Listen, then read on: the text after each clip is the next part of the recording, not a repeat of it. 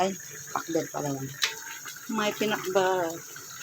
Ang sarap ng pakbet. Pakbet.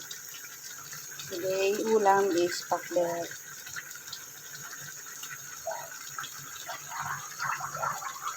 Ayan.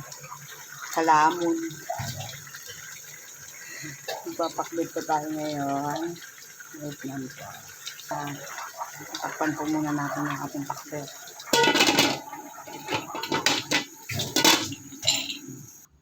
Ang ating pakbet, ang tira ng pakbet ay tilapia. Pritong tilapia. Pritong tilapia.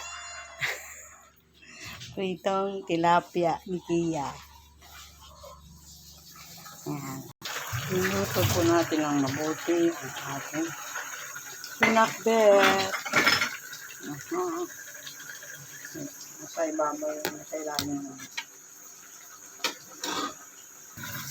Ayan. Ang ating pakbet, Ilocano. Bagong isda po ang ginamit natin dyan. So, sarap-sarap.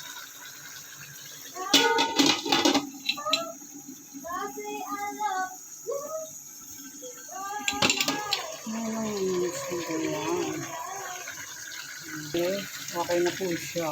Malambot natin mag-gulay. So, papatayin na po natin. Okay. Pinakbet.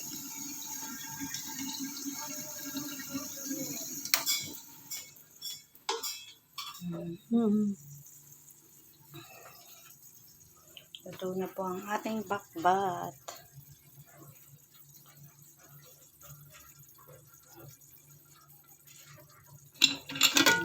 Luto na po ang ating pinakbet.